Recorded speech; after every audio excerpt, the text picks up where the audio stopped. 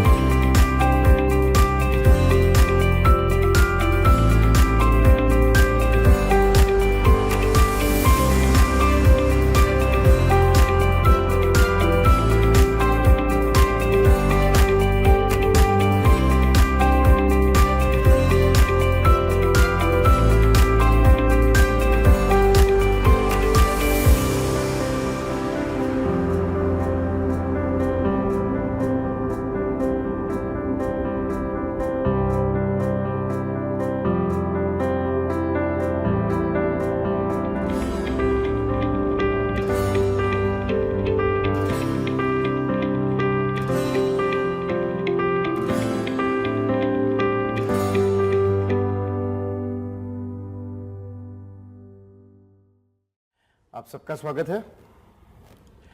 तो जैसा अभी आप सुन रहे थे ज्योग्राफी के बारे में कि एक विषय के रूप में उसकी तैयारी कैसे की जाए, सर ने आपको उसके बारे में जानकारी दी। अब बिना किसी देरी के हम आगे बढ़ेंगे और देखेंगे इकोनॉमिक्स का या क्या है महत्व, कितना महत्व है, क्योंकि एक ऐसा विषय है जिसको लेकर ज़्यादा सशंकित दिखाई पड़ते हैं विद्यार्थी, बहुत सारी शंकाएं होती है मन में। तो यहाँ पर मैं एक प्रयास करूंगा कि आपको आपकी इन शंकाओं को भी दूर कर पाऊँ और साथ ही आपको बताऊं कि एक सुनियोजित तरीके से आप कैसे आगे बढ़ सकते हैं इस विषय में। जैसा कि आप यहाँ पर देख पा रहे हो, आपके सामने जो स्क्रीन पे दिख रहा है कि टॉपिक का नाम क्या है, भारतीय अर्थव्यवस्था एवं वैश्विक अर्थव्यवस्था में इसका स्थान, चुनौतियां एवं अवसर। इस टॉपिक को यहाँ रखने का उद्देश्य सिर्फ इतना था कि मैं पहले तो आपको ये आपकी इस मिथ को, हम सब में ये जो गलतफहमी है इसको थोड़ा बदले। यूपीएससी आपसे इकोनॉमिक्स नहीं पूछती। हम कह देते हैं सामान्यतः कि इकोनॉमिक्स में क्वेश्चन आया था, इकोनॉमिक्स ये, वो विषय नहीं पूछ रहे होते हैं। वहाँ आपसे ये अपेक्षा की जाती है कि आपको जो आपके इर्द गिर्द चीज़ें हो रही हैं, उन आर्थिक घटनाओं के बारे में कितनी जानकारी है, उन शब्दावलियों के बारे में कितनी जानकारी है, आप कितना जागरूक हैं। क्योंकि अगर आप परिभाषा देखें, जो सामान्य अध्ययन की परिभाषा तमाम क्रमों में यूपीएससी ने दी है अलग अलग जगहों पर, पहले तो नोटिस में भी अगर आप देखें ध्यान से तो दिखाई पड़ता है। इसके अलावा तमाम संदर्भों में यूपीएससी ने ये स्पष्ट किया है कि समान अध्ययन से उनका आशय बिना किसी विशिष्ट जानकारी के, जो एक सामान्य जो जागरूक जनमानस है उनको जितनी जानकारी पता होनी चाहिए, ये उनसे अपेक्षित है कि वो जो विद्यार्थी हैं जानते हों। तो जब हम कहते हैं जनरल स्टडीज है, सामान्य अध्ययन, तो इसका सीधा आशय होता है वो सारी जानकारियां जो आपके इर्द गिर्द हो रही हैं, उन घटनाओं का क्या प्रभाव है, उसके क्या कारण रहे हैं, जिसको अंग्रेजी में आप बोलते हो बैकवर्ड फॉरवर्ड लिंकेज, कि क्या रहा है जिसकी वजह से हुआ है, या इसका क्या प्रभाव पड़ेगा, इत्यादि इत्यादि। तो वहां पर वो विषय नहीं पूछ रहे होते। इसलिए मैंने यहाँ ये नहीं लिखा कि अर्थशास्त्र का एक परिचय इत्यादि इत्यादि। मैं शुरुआत इसी बात से करना चाहता हूं कि आप ये जाने कि भारतीय अर्थव्यवस्था एवं वैश्विक अर्थव्यवस्था में इसका स्थान, ये है आपका टॉपिक।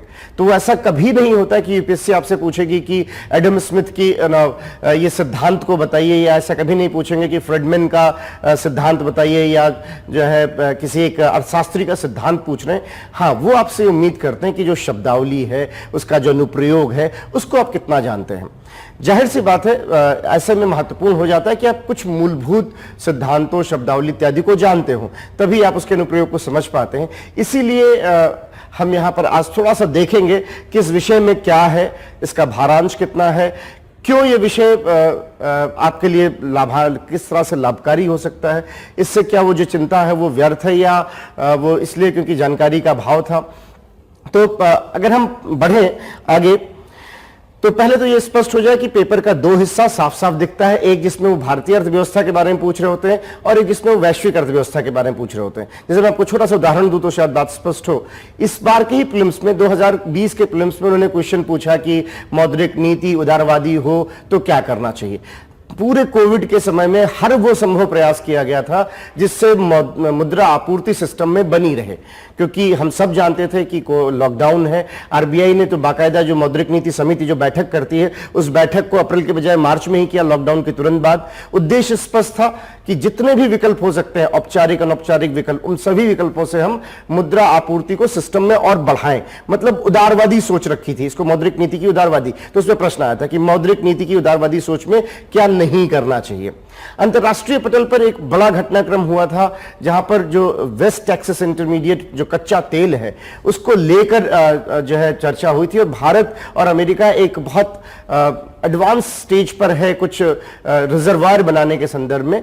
तो उन्होंने पूछा था वेस्ट टेक्सास इंटरमीडिएट से किससे संबंधित है, सिर्फ इतना क्वेश्चन, वेस्ट टेक्सास इंटरमीडिएट का संबंध किससे है, पेट्रोलियम खनिज ये वो, आपको वहां पता होना चाहिए था किसका संबंध किससे। बल्कि अंतरराष्ट्रीय स्तर पर एक उसके लिए स्टॉक मार्केट में बाकायदा एक मानक बनाया गया जिसको आप WTS मानक बोल रहे हो। तो उन्होंने पूछा कि आप जो है वेस्ट टेक्सास इंटरमीडिएट को जानते हैं कि नहीं जानते हैं। तो जो प्रश्न आते हैं, चाहे वो आपके प्रारंभिक परीक्षा हो चाहे मुख्य परीक्षा में, एक और अगर मुख्य परीक्षा का मैं उदाहरण दूं, अभी एक बहुत बड़ी खबर आई थी पीछे कि भारत ने एक बहुआयामी गरीबी सूचकांक होता है, उसमें बहुत अद्वितीय प्रगति की है। हम उन 4 देशों में हैं जिन्होंने बहुत अपेक्षित रूप से बहुत अच्छा परिणाम दिया था।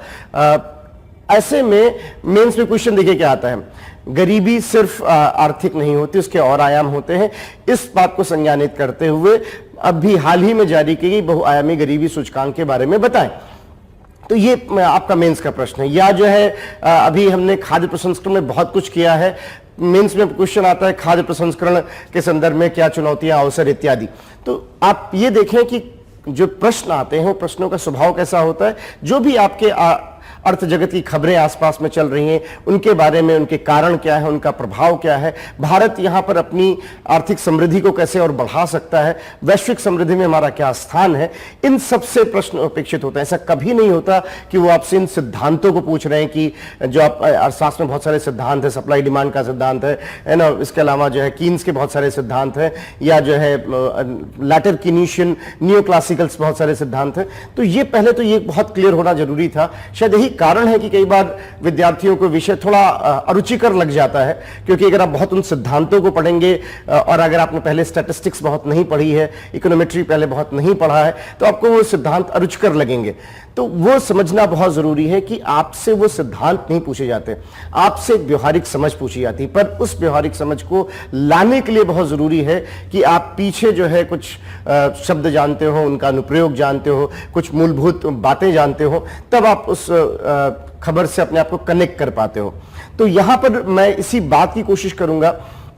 अगर हम बात करें प्रीलिम्स में, यहां पर मैंने फटाफट सीधे आप, जैसा कि सर ने भी आपको बताया भारांश कितना, मैं यहां पर उसको लाइंस में बोल रहा हूं कि प्रीलिम्स में अगर हम देखें तो इकोनॉमी का जो आपके मैं भी अर्थशास्त्री बोल रहा हूं यहां पर क्योंकि वो सहज है, लेकिन दृष्टिकोण क्या होना चाहिए, भारतीय अर्थव्यवस्था एवं वैश्विक अर्थव्यवस्था में उसका क्या स्थान है, उसकी चुनौतियां और अवसर क्या है। अगर हम बात करें प्रारंभिक परीक्षा में तो लगभग 20 से 25 प्रश्न आते हैं। ये एक स्वभाव रहा है 20 से 25 प्रश्नों का। ये थोड़ा कम भी हो सकता है, मैं लगभग बोल रहा हूं कि 20 से 25 प्रश्न हैं। इसे इस बार थोड़ा ज्यादा था। अगर हम कृषि के प्रश्नों को जोड़ लें तो 27-28 प्रश्न दिखाई पड़ रहे थे, और अगर हम कृषि के प्रश्नों को हटा दें, बिल्कुल ही हटा दें, तो भी 20 क्वेश्चन के आसपास दिख रहे थे। 15 भी हो सकते हैं, 17 भी हो सकते हैं। ये कोई यहाँ पे भारत वाक्य नहीं है कि 20 से 25 प्रश्न ही आएंगे, लेकिन लगभग ये है। और सबसे मजेदार बात यह है, अब मैं विशेष आपका आकर्षण चाहूंगा यहां पर, सबसे मजेदार बात यह कि ये जो क्वेश्चन होते हैं इनका स्वभाव सरल से मध्यम रखा जाता है। जो क्वेश्चनों की प्रवृत्ति होती है, जो प्रश्नों की प्रवृत्ति आपके प्रश्न पत्र में होती है, कहीं ना कहीं जो लोग प्रश्न पत्र बनाते हैं उनको ये दिशा निर्देश दिया जाता है कि प्रश्नों का स्वभाव कैसा होना चाहिए। इकोनॉमी, चूंकि हमारे यहाँ आर्थिक जानकारियां, आर्थिक जागरूकता ये वैश्विक सत्य है, इसमें इनको हमें मान लेना चाहिए, और ये सब जानते हैं। इस पर बाकायदा संयुक्त राष्ट्र से लेकर हमारी नीति आयोग तक की रिपोर्ट है कि भारत में सामान्य लोगों की आर्थिक जागरूकता थोड़ी कम है, थोड़ी हम कम आर्थिक जागरूकता रखते हैं अगर हम तुलना करें पाश्चात्य देशों की के संदर्भ में। राजनीतिक जागरूकता हमारी ज्यादा है, इसमें कहीं दो मत नहीं है, सामाजिक जागरूकता हमारी ज्यादा है, लेकिन आर्थिक जागरूकता, उसके पक्ष, उसके पहलुओं के बारे में जानकारी थोड़ी कम है। इसी कारण से शायद वो जो आपके प्रीलिम्स में क्वेश्चंस पूछते हैं, जो प्रीलिम्स का क्वेश्चन होता है, उसमें पूरा ध्यान रखा जाता है कि जो प्रश्नों का स्वभाव वो सरल से मध्यम हो। या तो वो कोई शब्दावली सीधे सीधे पूछ लेंगे, या वो सीधे सीधे कुछ अनुप्रयोग पूछ लेंगे जो मौलिक, जैसे इस बार उन्होंने क्वेश्चन पूछा कि अगर अकाउंट से 1 लाख रुपए निकाल लिए जाएं तो आपकी मुद्रा आपूर्ति पे क्या फर्क पड़ेगा, ये क्वेश्चन आया था प्रीलिम्स में। सीधा सीधा एक मुद्रा आपूर्ति का एक फॉर्मूला है M3, अगर आप इस M3 के फॉर्मूले को जानते तो आप समझ पाते कि उस पर कोई प्रभाव नहीं पड़ेगा। पैसा अगर आप वहां से निकाल भी लो तो पैसा अगर अकाउंट से निकल के कैश में भी हो जाता तो मुद्रा आपूर्ति में प्रभाव नहीं पड़ता। तो इस तरीके से अगर हम देखें तो प्रश्नों का जो स्वभाव है वो सरल से मध्यम रखा जाता है। हाँ, ये जरूर है कि स्पष्टता होनी चाहिए, कंसेप्ट्स क्लियर होने चाहिए, आपको शब्दावली पता होनी चाहिए, तब आप उन प्रश्नों को बहुत बढ़िया से कर पाते हो।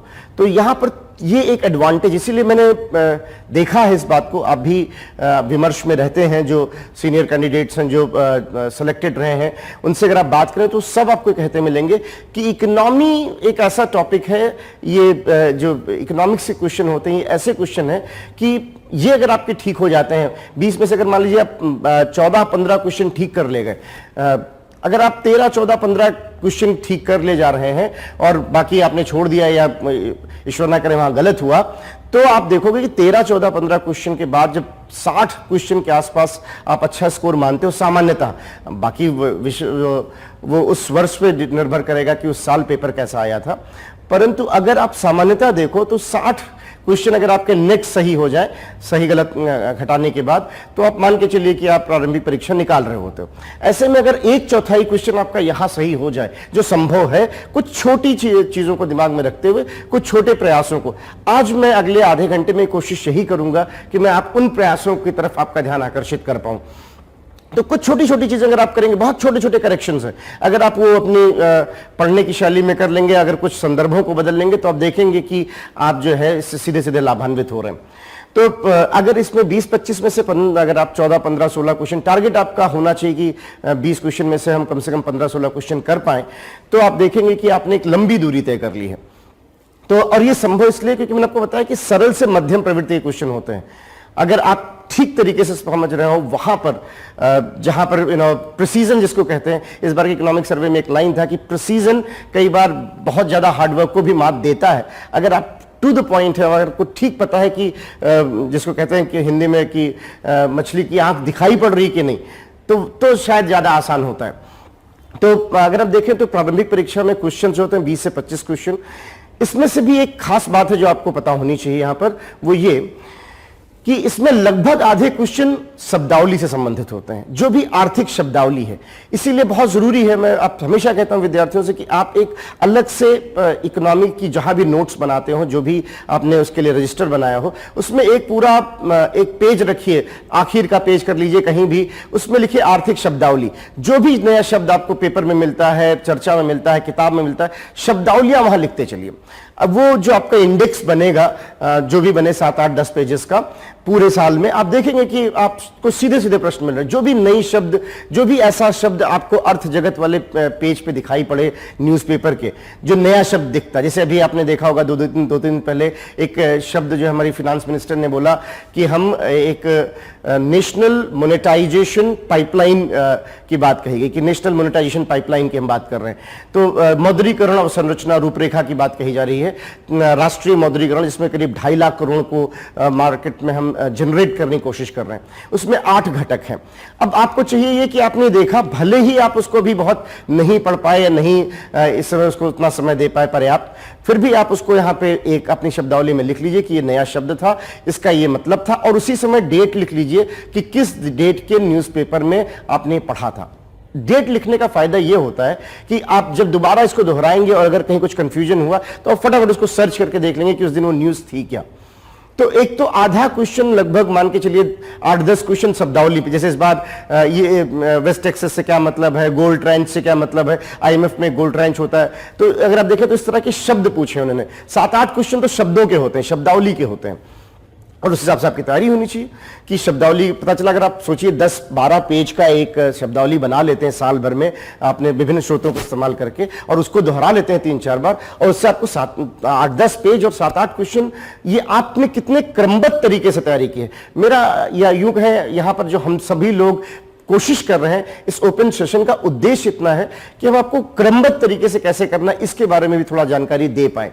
तो एक तो ये कि आधा जो है कुछ शब्दावली होते हैं, और लगभग आधा जो है क्वेश्चन वो अनुप्रयोग होता है, किसी से कोई नीति बनी है, कुछ है उससे संबंधित। तो ये तो एक भारांश अगर हम बात करें प्रारंभिक परीक्षा का है, और जैसा मैंने कहा कि इसमें क्वेश्चन सरल से मध्य होते हैं। तो आप देखेंगे कि अगर आपने क्वेश्चंस को किया है ठीक से, तो आप इसमें गलती करने की संभावना तुलनात्मक रूप से कम रहती है। अगर आप मेंस में देखें तो मेंस में पूरा जो है थर्ड पेपर का 50% लगभग आधा थर्ड पेपर जो है, जो जिसमें अर्थशास्त्र भी है, जिसमें अगर हम बात करें तो कृषि से संबंधित बातें हैं, जिसमें विज्ञान प्रौद्योगिकी भी है, आंतरिक सुरक्षा का टॉपिक भी है, उसमें लगभग आधा पेपर इकोनॉमी पर निर्भर होता है, इकोनॉमिक्स पर। जैसे वही अगर किसी ने शब्दावली पढ़ी होती, बाकायदा कोविड के दिनों में विशेषकर जुलाई अगस्त के बाद ओईसीडी की रिपोर्ट्स आनी शुरू हो गई थी पोटेंशियल जीडीपी और अनएम्प्लॉयमेंट को जोड़ते हुए, जो पाश्चात्य देशों में बहुत चर्चा में रहता है। आपने देखा मेंस में क्वेश्चन था पोटेंशियल जीडीपी से क्या आशय है भारत के संदर्भ में, उसके बारे में आपको जानकारी देनी थी। तो अगर आपने शब्दावली बनाई होती तो आपको क्वेश्चन बहुत सहज दिखता। तो इसलिए जो है आप देखें तो मेंस में भी लगभग आधा पेपर, थर्ड पेपर मोटा मोटा अगर हम कहें तो 100 से 120 नंबर का क्वेश्चन आपको यहां पे मिलता है। अगर आप थोड़े, मैं एक दावा नहीं कर रहा, लेकिन हर साल ऐसा दिखाई पड़ा है कि कम से कम एक निबंध आर्थिक सामाजिक विषय पर आधारित होता है। जैसे इस साल उन्होंने कुछ एक पूछा था, आर्थिक समृद्धि के बिना सामाजिक न्याय संभव नहीं है, लेकिन अगर सिर्फ आर्थिक समृद्धि और सामाजिक न्याय ना हो तो वो अर्थहीन है। ये पूरा निबंध था एक। तो आप देख रहे हैं एक निबंध भी आपको कहीं ना कहीं जो आर्थिक सामाजिक प्रवृत्ति का, जिसको इकोनॉमिक्स की जबान में हम लोग बोलते हैं डेवलपमेंटल इकोनॉमिक्स, विकासात्मक अर्थशास्त्र, उसका एक स्वरूप के रूप में दिखाई पड़ रहा था। तो एक तो आपको पीटी में बहुत मदद करता है, और पीटी आप जानते हैं कि ज्यादा तुलनात्मक रूप से वहां निकलना, अगर आप उस दरवाजे पे ही नहीं क्रॉस करते हैं तो बाकी बातें तो द्वितीयक हो जाती हैं। फिर भी मेंस में आप देखते हैं कि एक पूरा पेपर का आधा हिस्सा आपको मिल रहा है, एक निबंध मिल सकता है। और इसीलिए मैंने यहां पर थोड़ा सा आपको विभेद किया कि प्रारंभिक परीक्षा में जो क्वेश्चंस आते हैं उसमें सीधे सीधे आप शब्दावली पूछ रहे हैं, कुछ बेसिक चीजों के अनुप्रयोग पूछ रहे हैं। यहां आपसे उम्मीद की जाती है कि आप नीतिगत चीजों को, योजनागत चीजों को कितना जानते हैं। तो उन्होंने प्रश्न योजनागत चीजों पर पूछा है कि खाद्य प्रसंस्करण के लिए क्या किया जा रहा है, कृषि इत्यादि में क्या किया गया है, या और कोई संदर्भ है। तो जितने भी संदर्भ हैं वहां पर वो प्रश्न पूछ रहे होते हैं। तो मेंस के जो क्वेश्चन होते हैं थोड़ा नीतिगत होते हैं। नीतिगत का आशय ये कि अगर कोई नीति बनी है तो उससे संदर्भित, उसको आधारित करते हुए कि आपको कितनी सामान्य जानकारी है कि नहीं। या मान लीजिए जैसे अभी आप देख रहे हो कि बहुत कुछ हो रहा है, एक राष्ट्रीय अवसंरचना रूपरेखा की बात कही जा रही है, राष्ट्रीय मौद्रीकरण रूपरेखा की बात कही जा रही है। इस बजट में डिस्कॉम को, जो विद्युत वितरण कंपनियां हैं, उनको हालांकि आत्मनिर्भर भारत एक में उनको 90,000 करोड़ रुपए दिए गए थे, लेकिन इस बार से विकल्प दिया जा रहा। तो ये जो बजट में जो नीतिगत बातें हुई उन पर आधारित प्रश्न आपको मेंस में मिलते हैं। तो वो भी मैं आगे श्रोतों में उसकी थोड़ी सी बात करूंगा कि वो कैसे देखा जाना चाहिए। तो ये तो एक प्रश्नों का भारांश रहा। मैंने अपने शिक्षण अनुभव में एक चीज देखी कि जो इकोनॉमिक्स से संबंधित जो बच्चों की, जो विद्यार्थियों की, मैं बच्चे कह रहा हूं तो उम्र में छोटे इसलिए कह रहा हूं, विद्यार्थियों की जो समस्याएं हैं उनको मैंने 5 बिंदुओं में नोटिस किया कि ये 5 समस्याएं जो विद्यार्थी इकोनॉमिक्स को लेकर मिलते हैं। तो इसलिए मैंने सीधे सीधे उन 5 समस्याओं को ही आपके सामने रखा है और इन्हीं की ही परिचर्चा की जाएगी। ये 5 जो है बड़ी चीजें जो सभी विद्यार्थियों की एक सामान्य बातें रहती हैं कि क्या किया जाए। पहला तो पाठ्यक्रम की, इकोनॉमिक्स में क्या पढ़ना है और क्या नहीं पढ़ना है। देखिए, आपको हर सिलेक्टेड कैंडिडेट ने ये बात कही होगी, आपको लगता होगा ये सिलेक्टेड हो गए इसलिए कह रहे हैं, वो सच में कह रहे हैं, दे मीन इट, अंग्रेजी जो इसको बोलते हैं ना, दे मीन इट। क्यों? क्योंकि अगर आप ये नहीं जान पाएंगे क्या पढ़ना है, वो तो जानना जरूरी है ही है, पर उससे कहीं ज्यादा जानना जरूरी है कि क्या नहीं पढ़ना है, नहीं तो अथाह सागर है। एक एल्विन टॉफलर नाम के मीडिया पर्सनल रहे, बहुत चर्चित रहे हैं, वो कहते भी कि आज तो इंफॉर्मेशन की बाढ़ है, आप क्लिक करो गूगल पे आपको 100 साइट्स मिलेंगी किसी भी चीज पर, रैंडम क्लिक आप करके देख लीजिए, तो आप अपना नाम क्लिक करके देखो कि उसमें 100 डिटेल्स आ जाएंगे, आप कितना पढ़ सकते हो, आपकी मानवीय क्षमता भी है। इसको दिमाग में रखते हुए बहुत जरूरी है कि हमें ये फिल्ट्रेशन पता होना चाहिए कि क्या पढ़ना है और क्या नहीं पढ़ना है। इसके लिए जानना थोड़ा जरूरी कि पाठ्यक्रम क्या है, क्या पढ़ा जाए क्या ना पढ़ा जाए, ये सबसे बड़ी दुविधा विद्यार्थियों में देखी। क्योंकि आप अगर प्रारंभिक परीक्षा का पाठ्यक्रम देखो यूपीएससी का, तो उन्होंने लिखा है आर्थिक सामाजिक विकास। अब आर्थिक सामाजिक विकास काफी बड़ा शब्द हो गया, इसमें बहुत सारी बातें समाहित हो सकती थी, तो प्रीलिम्स में उन्होंने बहुत स्पष्ट नहीं लिखा है कि क्या पढ़ना है क्या नहीं पढ़ना है। मेंस में हालांकि कुछ एक टॉपिक्स में बहुत क्लियरली लिखा गया, जैसे कृषि में उन्होंने लिखा है क्या क्या पढ़ना है, कुछ एक और जो है अवसंरचना में दिया हुआ है कि अवसंरचना में क्या क्या पढ़ना है, निवेश के मॉडल्स को उन्होंने रेखांकित किया हुआ है कि आपको पढ़ना है, लेकिन वहां पर भी बहुत स्पष्ट नहीं दिखाई पड़ता है कि प्रीलिम्स में मेंस में क्या पढ़ें क्या ना पढ़ें इत्यादि इत्यादि। ऐसे में अगर हम पिछले 10-15-20 सालों के क्वेश्चंस को, और सिर्फ यूपीएससी नहीं, जो राजकीय स्तर पर इम्तिहान होते हैं स्टेट सर्विसेज, उनको भी अगर हम संदर्भित करें तो एक अंदाजा लग जाता है, ठीक अंदाजा लग जाता है कि किन टॉपिक्स को हमें पढ़ना है।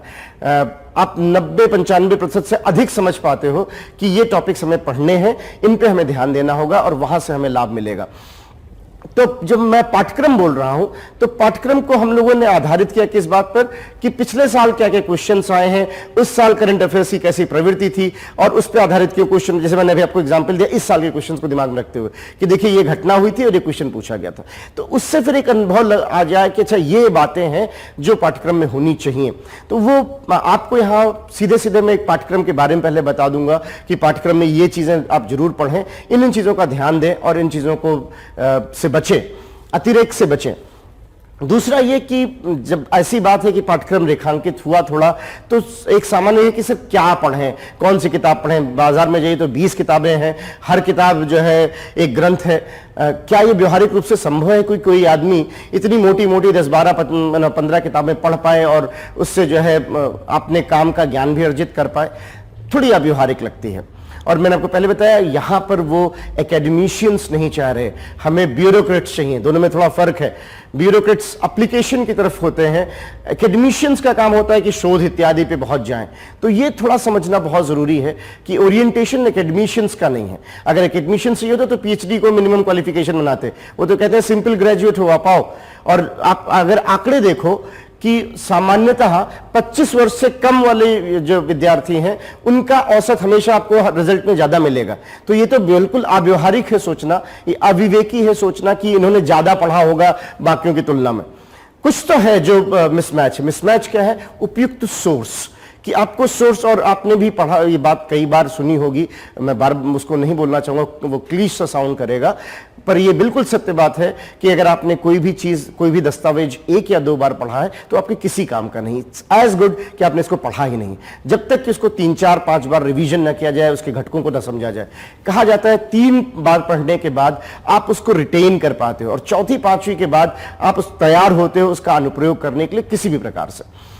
तो उपयुक्त स्रोत क्या है? यहां पे मैं पूरी कोशिश करता हूं कि स्रोत को न्यूनतम रखूं, उतना न्यूनतम कि अगर थोड़ा सा, और हम लोग इकोनॉमिक्स में ग्राफ को बहुत बात करते हैं, उतना न्यूनतम कि इसके थोड़ा सा आगे बढ़ना, मतलब एक ऐसे बिंदु पे रखा जाए स्रोत को कि इससे ऊपर अगर हमें 2 क्वेश्चन और लाना है तो कम से कम 2-4 हजार पढ़ना पड़ेगा, तो फायदा नहीं है। हमें कॉस्ट बेनिफिट एनालिसिस करनी होगी। अर्थशास्त्री हमेशा कॉस्ट, मैं अपने आपको अर्थशास्त्री नहीं कहता, मैं अर्थशास्त्र का विद्यार्थी कहता हूं। अर्थशास्त्र के लोग हमेशा इस बात का ध्यान रखते हैं कॉस्ट बेनिफिट एनालिसिस, कितना कॉस्ट लगा, बेनिफिट कितना हो रहा है।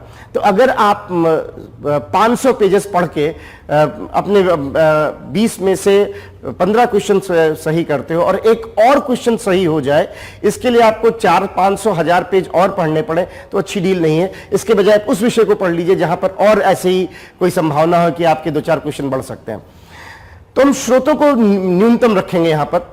उसके अलावा जो है एक बहुत बड़ा संदर्भ यहां विद्यार्थियों का रहता है कि सर करंट अफेयर्स को कैसे किया जाए, समसामयिकी का प्रबंधन कैसे किया जाए। करंट अफेयर्स बहुत ज्यादा होता है और बहुत पेचीदा होता है, इकोनॉमिक्स में आंकड़े बहुत होते हैं, क्या ध्यान रखना चाहिए, कैसे रखना चाहिए। और एक सामान्य प्रश्न होता है कि जब पिछले साल के जो क्वेश्चन है वो दोबारा तो आएंगे नहीं, तो उसको पढ़ने का क्या फायदा, क्यों पढ़ा जाए उसको, उसका लॉजिक क्या है, आप क्यों कह रहे हो कि पिछले वर्ष के प्रश्नों को सॉल्व करो, इत्यादि इत्यादि।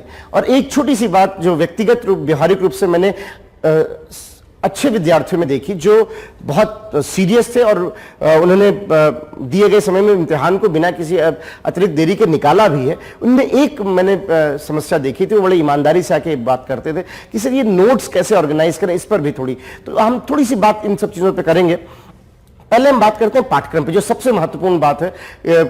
बात ये कि क्या पढ़ा जाना चाहिए। यहां पर मैंने एक थोड़ी सी आपके लिए लिस्ट बना दी है और ये लिस्ट आपके पास पीपीटी लिंक पर भी उपलब्ध है, आप जो है उसको देख सकते हैं। किस तरह के प्रश्न आते हैं ये जैसा मैंने आपको बताया, इसमें पिछले वर्ष के जितने भी 20-25 वर्ष के क्वेश्चन यूपीएससी ने पूछे हैं, यूपी पीसीएस ने पूछे हैं, एमपी पीसीएस ने पूछे हैं, राजस्थान पीसीएस ने पूछे हैं, बिहार में पूछा गया है या छत्तीसगढ़ में पूछा गया, आसपास के हिंदी भाषी क्षेत्र में जितने प्रश्न आए हैं उन सभी को यहाँ पर संदर्भित करते हुए, क्योंकि फिर कमोबेश अगर आप बाकी राज्यों में भी देखेंगे तो वैसे ही प्रश्न आ रहे होते हैं। तो पहले तो एक आपसे उम्मीद की जाती है कि कुछ आधारभूत संकल्पनाएं एवं राष्ट्रीय आय का मापन, विकास के सूचकांक जैसे एचडीआई है या मानव पूंजी सूचकांक है या जो है अगर कोई और अन्य सूचकांक चर्चित रहा है, वैश्विक भुखमरी से सूचकांक है, तो आपको इनके बारे में थोड़ी जानकारी होनी चाहिए। तो कुछ आधारभूत संकल्पनाएं जो हैं, अब ये कहां से पढ़ें, इसके लिए सबसे बढ़िया स्रोत है एनसीईआरटी। एनसीईआरटी 11th 12th और 10th की जो एनसीईआरटी है इकोनॉमिक्स की, पतली सी है लेकिन वो गागर में सागर है, उसमें बहुत सारी टर्मिनोलॉजीज आपके स्पष्ट होते हैं। कक्षा 10 की जो एनसीईआरटी है अर्थशास्त्र की, वो आप एक अच्छी शुरुआत है, बिल्कुल नए सिरे से शुरू करने के लिए। पतली सी किताब है लेकिन उसमें बहुत कुछ लिखा हुआ है। और 11th 12th में आपको सिर्फ वो चैप्टर पढ़ने हैं जो हम यहाँ पर हम लोग संदर्भित कर रहे हैं, और जो ग्राफ इत्यादि उनको आप थोड़ा सा चाहें तो एक फौरी तौर पर देख के उनको आगे बढ़ सकते हैं। तो स्रोत जो है इसके लिए होगा 11th 12th, और वही आपको देखेंगे कमोबेश पूरा स्रोत बनेगा।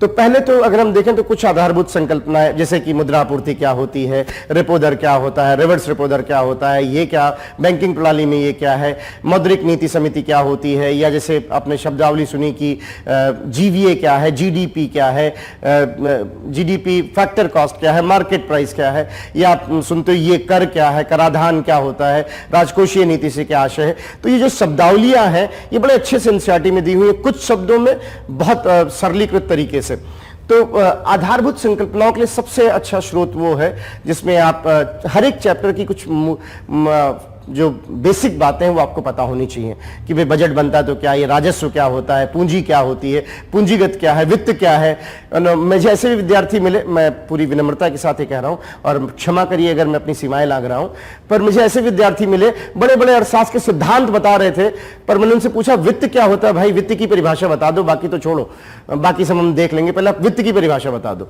कि फिनांस से आप क्या आशय है। उनको क्यों? क्योंकि एनसीईआरटी उन्होंने ध्यान से पढ़ी नहीं। अगर वो उसको ध्यान दिया होता तो उनको समझ आता है अच्छा वित्त ये होता है। आप बड़ी बड़ी बातें कर रहे हो, आप मुझे बता रहे हो फ्रीडमैन का सिद्धांत क्या है, आप मुझे बता रहे हो फिनांस में जो है गेम थ्योरी का कैसे इस्तेमाल होता है, लेकिन आपको फिनांस नहीं पता। अब ये एक मजेदार बात है और ये यहां पर आप कहीं ना कहीं चूक हो रही है। आप एकेडमिक की तरफ जा रहे हो, आप नौकरशाही के वाले इम्तिहान की तरफ नहीं जा रहे हो, क्योंकि जब आपको शब्द ही नहीं पता है तो उस शब्द का उतना ही आप प्रयोग कर पाओगे जितना किसी और से आपने सीखा होगा। वो शब्द आपका अपना नहीं होगा फिर कि उसका आवश्यकता अनुसार हम प्रयोग कर पाए। तो एक तो ये कि आपको आधारभूत शब्दावली, इसीलिए मैंने आपको बताया कि एक ये प्रयास जरूर करिएगा कि लास्ट में या जहां भी आपके पास एक जहां पर कुछ शब्दावलियां, आर्थिक शब्दावलियों का एक पूरा लिस्ट होना चाहिए, जो भी आपकी चर्चा में आती हैं, आप किताब में पढ़ते हो या जो है आप कहीं न्यूज़पेपर में पढ़ते हो। फिर एक क्वेश्चन जो है, आप भारतीय अर्थव्यवस्था में नियोजन एक टॉपिक है जिसपे वो पूछ रहे होते हैं, नीति आयोग क्या है, पंचवर्षीय योजनाओं का क्या इतिहास रहा है, कुछ प्रमुख, जैसे कि अगर आप देखिए अधिकांशतः पूछा जाता है कि समावेशी विकास किस पंचवर्षीय योजना में आया। अब आपको अगर तर्क पता है कि समावेशी विकास की बात कब शुरू हुई थी, कहाँ उसका लॉजिक है, ये क्या चीज है, तो आप आसानी से बता पाए थे कि हाँ वो 11th 5 ईयर प्लान में उसको रेखांकित किया गया था, या संधारणीय विकास को 12th 5 ईयर प्लान में रेखांकित किया गया था, 12वीं पंच। तो आप देखते हो इस तरह के प्रश्न आते हैं कि पंचवर्षीय योजनाओं के बारे में आप कितना जानते हो, क्या है वो हेराल्ड-डोमर मॉडल, क्यों वहां पे ऐसी शुरुआत की गई थी पहली पंचवर्षीय योजना में, क्या मूलभूत अंतर रहे थे, इत्यादि इत्यादि। तो आपसे उम्मीद की जाती है, अब इन्होंने मेंस में मेरे ख्याल से 2 बार ये क्वेश्चन आ चुका है अब तक कि नीति आयोग किस प्रकार से योजना आयोग से बेहतर है। तो मेरे एक शायद 2018 में था और एक शायद 2016 में, पर आप पिछले वर्ष के क्वेश्चन देखेंगे तो आपको मिलेगा, क्योंकि नीति आयोग को योजना आयोग से कई मामलों में बेहतर कहे जा रहे हैं। सहकारी संघवाद की बात वहां पे कही गई है, तो वो सब आपको जो है थोड़ा उसके बारे में जानकारी होनी चाहिए। इसके अलावा बैंकिंग है, मुद्रा प्रणाली है, मौद्रिक नीति है। जैसे जब मौद्रिक नीति समिति पहली बार बनी थी तो उन्होंने इसमें प्रश्न उस साल प्रीलिम्स में पूछा था कि मौद्रिक नीति समिति में, अच्छा बहुत बेसिक चीज थी, उन्होंने क्वेश्चन जो पूछा था कि मौद्रिक नीति समिति के बारे में निम्न कथनों पर विचार करिए। अगर आपको इतना पता होता कि मौद्रिक नीति समिति में 6 सदस्य होते हैं और गवर्नर उसका प्रमुख होता है तो आप आसानी से जवाब दे पाते। उन्होंने पूछा था इसमें 12 सदस्य हैं, इसका प्रमुख वित्त मंत्री होता है, क्योंकि वो विवाद था दरअसल उस समय जो गवर्नर थे, तात्कालिक गवर्नर, मैं अभी यहाँ वो चर्चाएं तो नहीं करूंगा, लेकिन उस समय तात्कालिक गवर्नर थे, उन्होंने आरोप लगाया था कि वित्त मंत्री जी जो है वो कहीं ना कहीं हमारी ताकत को, हमारी जो शक्तियां हैं उनको कम कर रहे हैं, जबकि वित्त मंत्री जी कह रहे थे नहीं, इसमें थोड़ा हम चाहते हैं कि और ज्यादा डाइवर्सिफाइड ओपिनियन अलग अलग लोगों के। अब ये चर्चाएं न्यूज़पेपर में आ रही थी, रोज आ रही थी लगभग। तो अगर आप थोड़ा सा इसके बारे में परिचित होते तो आप समझ पाते कि मौद्रिक नीति समिति में कौन कौन से लोग हैं, क्या क्या घटक हैं। तो बैंकिंग एवं मुद्रा प्रणाली मौद्रिक नीति, उसके क्या संदर्भ है, उसके क्या घटक हैं, इसके बारे में क्वेश्चन होता है। कुछ सुधार हुए हैं, तो जैसे भी क्रिप्टो करेंसी पे एक जो है चर्चा आई बिटकॉइन को लेकर, तो उन्होंने क्वेश्चन पूछा लीगल टेंडर से क्या आशय है। मेरे ख्याल से 2018 का क्वेश्चन था, लीगल टेंडर से क्या आशय है। सीधे सीधे कि आप जानते हैं कि नहीं सरकार द्वारा जो मुद्रा जारी की जाती है उसके बारे में आपको कितनी जानकारी है, प्लस जो है तो इस तरह के जितने भी पीसीए के बारे में क्वेश्चन पूछा है, क्योंकि जो है उस समय उर्जित पटेल जी ने उसकी रिकमेंडेशन की थी। तो ये सब क्या है, इनके क्या घटक है, इनके बारे में मूलभूत जानकारी आपको कितनी है, ये यहां पर आपसे उम्मीद की जाती है। राजस्व राजकोषीय नीतियां क्या हैं, विभिन्न प्रकार के कर क्या होते हैं, सरकार को पैसा कहां से आता है। जैसे इस बार उन्होंने क्वेश्चन पूछा, बहुत बेसिक क्वेश्चन था, एफआरबीएम में एक कानून बनाया गया 2003 में राजस्व व्यय को ठीक करने के लिए, जो हम व्यय कर रहे हैं उसको ठीक करने के लिए, और 2020 में एक लक्ष्य रखा गया था एफआरबीएम रिव्यू समिति द्वारा कि ये जो है ठीक किया जाना चाहिए। और वहां पर जब उसको संशोधित किया गया था तब ये कहा गया था कि एक मैक्रो इकोनॉमिक समष्टि अर्थशास्त्र के कुछ डेटा, कुछ आंकड़े भी सामान्य जनमानस को उपलब्ध कराने जाने चाहिए। तो क्वेश्चन आया था आपके प्रीलिम्स में 2020 में कि ये जो मैक्रो इकोनॉमिक फ्रेमवर्क डेटा है ये किसके अंतर्गत आता है, और आंसर होगा उसका एफआरबीएम एक्ट। अब ये तर्क है कि आप शब्द को समझ रहे हैं, उससे संबंधित जो घटनाओं को समझ रहे हैं, तब आप देखेंगे कि क्वेश्चन आपको बहुत वहां सहज दिखाई पड़ेगा। तो राजस्व एवं राजकोषीय नीतियां, उनका आर्थिक नियोजन क्या है, सरकार बजट कैसे बना रही, बजट में मुख्य बातें क्या है। इस बार आपने देखा कि बजट में बहुत सारी नई बातें, बहुत एग्रेसिव अप्रोच अपनाई गई है, और इसीलिए वो बिल्कुल ठीक ठीक हमारे जो चीफ इकोनॉमिक एडवाइजर हैं के वी सुब्रमण्यन, वो बोल भी रहे थे कि ये बजट कोई स्टिमुलस पैकेज नहीं है, ये रिफॉर्म की तरफ हम जा रहे हैं। तो आपके बारे में, उसके बारे में जानकारी है कि नहीं, कितनी जानकारी है। तो जाहिर सी बात है आप बजट की खबरें तभी समझ पाओगे जब आपको मूलभूत बातें, शब्दावली इत्यादि पता होगी। राजस्व एवं राजकोषीय नीतियां, आर्थिक नियोजन, इससे भी प्रश्न आते हैं। जो विभिन्न क्षेत्र हैं जैसे कि उद्योग है, उद्योग जगत में क्या चल रहा है, कहाँ क्या हो रहा है, कुछ नया डेवलपमेंट है। जैसे आप देखें इस्पात को लेकर काफी चर्चा रही है पीछे, तो आपको उससे संबंधित प्रश्न मिला। कृषि में है, कृषि एक बहुत महत्वपूर्ण घटक है, क्योंकि आप जानते हो भारत की 54.6% आबादी, ये इस बार के इकोनॉमिक सर्वे का आंकड़ा है कि 54 इकोनॉमिक सर्वे खंड 2 जो है कृषि का जो चैप्टर है उसमें इस बार ये आंकड़ा दिया गया है कि 54.6% आबादी वो कृषि पर निर्धारित है। ऐसे में हम इसको अवॉइड नहीं कर सकते, उसमें क्या चैलेंजेस हैं, क्या किया जा रहा है। और इस बार तो आपने देखा कि कृषि जो है एक सिल्वर लाइन की तरह दिखी, जब सभी सेक्टर बहुत अच्छा परफॉर्म नहीं कर रहे थे तो कृषि ने कहीं ना कहीं एक मदद की थी। अब जैसे कृषि कानून है, चर्चित हैं, सभी जानते हैं इसके बारे में, काफी चर्चाएं हुई। आपसे ये उम्मीद नहीं की थी कि आप उसमें राजनीतिक टिप्पणियां करें। आपको पहले ये तो बता, ऐसे भी लोग मुझे मिले जिन्होंने कहा 3 कानून खराब है, 3 कानून खराब है। मैंने सोचा भाई 3 कानून के नाम बता दो बस, तो शायद मैं समझ पाऊं कि आप खराब है। इसका मतलब आपने सुना ही नहीं, समझा ही नहीं, देखा ही नहीं कि कानून है क्या। आपने वो कानून के नाम नहीं बता रहे पाते, 3 कानून खराब हैं, 3 कानून अच्छे हैं। कुछ लोग अच्छे कहते मिले, उनको भी नाम नहीं पता था, कुछ लोग खराब। ये वो लोग हैं जो चाय की दुकानों पर डिस्कशन के लिए ठीक है, मैं पूरी विनम्रता के साथ बोल रहा हूं, ये वो लोग हैं जो चाय की दुकानों पर डिस्कशन के लिए ठीक है, पर इन्हें आप अधिकारी बना के स्रोत इनके हवाले नहीं कर सकते हो। तो अगर कैंडिडेट को भी हमें ऐसे ही तो चूज करना होगा कि इनको हम फिर स्रोत नहीं दे सकते। हमें वो कैंडिडेट चाहिए जिसने कम से कम पहले पढ़ा तो हो, जान देखा हो कानून क्या है, और उसके बाद कुछ बोले, तर्क दे, तो बात समझ में आती है। एक बार जीनड्रॉ कहें, एक बार अमर्त्य सेन कहें, समझ में आता है, उन्होंने पढ़ा। जीनड्रॉ बहुत बड़े अर्थशास्त्री हैं इंडिया के, उन्होंने कमेंट दिया 2 महीने बाद। ये बड़ा दिलचस्प बात है, उन्होंने पहले पूरे कानून को पढ़ा, उसके बाद उन्होंने कुछ चीजों की बात कही कि इसमें ये गड़बड़ है, इसमें ठीक होना चाहिए, इत्यादि इत्यादि। तो आपसे उम्मीद की जाती है कि आप जो कुछ भी है, जो कुछ भी गतिविधियां हो रही हैं, आर्थिक गतिविधि, जैसे कृषि में बहुत कुछ किया जा रहा है इस बीच। आप एफपीओ की बड़ी चर्चा आपने सुनी पीछे, इसके अलावा जो है पीएम किसान के बारे में बातें हो रही हैं, प्लस जो है तमाम और जितने भी प्रयास हो रहे हैं। आपने देखा पीछे भी एक पशुधन जनगणना आई, उसका आंकड़ा आया है, पशुधन जनगणना, साथ ही जो है भारत मत्स्य निर्यात में बहुत आगे बढ़ गया है। तो ये सब जो घटनाएं हैं, इनके बारे में आप कितना जानते हैं? फसलों के बारे में जानते हैं कि नहीं? खरीफ, इस बार उन्होंने एक फसल है चना के बारे में क्वेश्चन प्रीलिम्स में पूछा था कि एक फसल है, उसका ये चरित्र है, आप बताइए कौन सी फसल। उस तरह से कुछ प्रश्न था जहां पर आपको चने, और चना इसलिए भी क्योंकि अभी जब हम कोविड के समय जब अन्न बांट रहे थे निःशुल्क, तो उसमें चने को प्राथमिकता दी गई थी। भारत चने के उत्पादन को लेकर काफी सीरियस है, क्योंकि एक तो हम अरहर पर अपनी निर्भरता कम करना चाहते हैं। हालांकि हमारा द्विपक्षीय समझौता कई देशों के साथ है, मोजाम्बिक इत्यादि के साथ, कि जरूरत पड़ेगा तो हमें अरहर उपलब्ध कराएंगे, लेकिन हम अभी मोटे अनाज को भी थोड़ा, ताकि पोषण भी बेहतर हो पाए, और जो कुछ एक अनाज है उन पे जो हमारी अति निर्भरता है उसको थोड़ा कम किया जाए। तो ये सब जो बातें हैं, ये अगर आप देखें तो इन्होंने सिलेबस में रखा हुआ कि विभिन्न फसलें, भंडारण, खाद्य प्रसंस्करण, ई कृषि के बारे में आप कितना जानते हो। आप देखिए जागरूक जनमानस क्या होता है। आप अपने घर में देखा होगा, अपने घर, अगर आप गांव से जुड़े हुए हैं या आप कहीं गांव की तरफ गए होंगे तो आपने देखा होगा एक गाय के यहाँ पर जो एक RFID टैग लगा हुआ। कभी मन में आया कि RFID टैग कहाँ से आया है, काऊ पे आए RFID टैग कहाँ से लगा है? उसकी लिंक तो आप देखेंगे कि उसकी लिंक सीधे जुड़ी हुई है ई कृषि से। स्विट्जरलैंड की एक सोच थी, जिसको स्विट्जरलैंड ने सभी देशों के साथ FAO का एक प्लेटफॉर्म है ई कृषि, उस पर साझा किया। हम सभी अपनी अपनी जो जानकारियां अंतर्राष्ट्रीय पटल पर वो एक दूसरे को बता रहे हैं, ताकि जो है कृषि संबंधित अधिकतम लाभ हो पाए। तो ये सिलेबस में इसीलिए रखा हुआ है कि आप इन चीजों के बारे में कितना जानते हैं, आपका क्या घटक है। फिर तृतीय क्षेत्र में क्या है, सर्विस में क्या है, जैसे भी आपने सुना बहुत बड़ा डेवलपमेंट हो रहा है कि हम शायद जो है अंतरिक्ष में और अपने आप को विस्तारित करने की कोशिश कर रहे हैं। उसके लिए तमाम कोशिशें की जा रही हैं। जो है पर्यटन जो है भारत में करीब 13% रोजगार उपलब्ध कराता है। ये आंकड़ा जो है बेसिक आंकड़ा आपको पता होना चाहिए था। तो ये सब चीजें जो है कि आप कैसे तृतीय क्षेत्र में कौन कौन लोग आते हैं, क्या किया जा रहा है, वो भारत की GDP, जिसको आप आजकल आप GVA बोलते हो, GVA में 54% भारांश उनका है। तो ये सब मूलभूत शब्दावली, इनसे बारे में खबर क्या है, जो भी न्यूज आ रही, उन सब पे प्रश्न पूछ रहे होते हैं। इसके अलावा अगर आप देखें तो एक दूसरा हिस्सा है जिसको आप डेवलपमेंट इकोनॉमिक्स बोलते हो।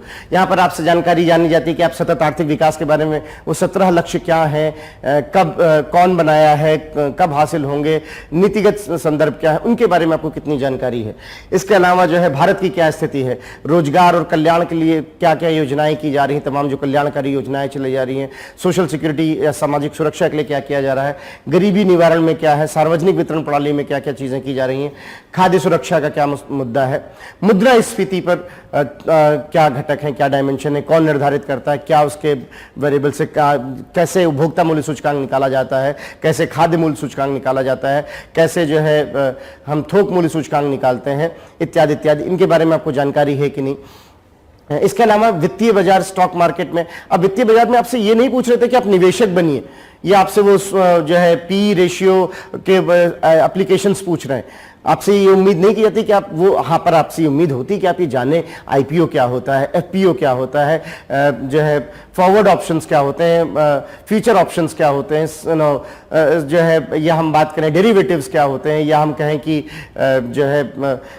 ये सेंसेक्स क्या है। आपको ऐसे लोग मिल जाएंगे, सेंसेक्स ये जा रहा है, बाजार ऐसे हो रही, सेंसेक्स क्या है वो नहीं, आपको मूलभूत पहले ये तो बताओ, आपने कहा सेंसेक्स 50,000 हो गया, तो 50,000 क्या हो गया वो जानकारी है कि नहीं, कैसे होता है, सेबी क्या है, इन सब चीजों के बारे में मूलभूत जानकारी है। म्यूचुअल फंड क्या है, एसआईपी क्या है, ये जो शब्दावली आप आसपास रोज देखते हो, म्यूचुअल फंड क्या है, एसआईपी क्या है, इन सब घटकों को तो आपसे उम्मीद की जाती है कि आप इनके बारे में जान रहे हो।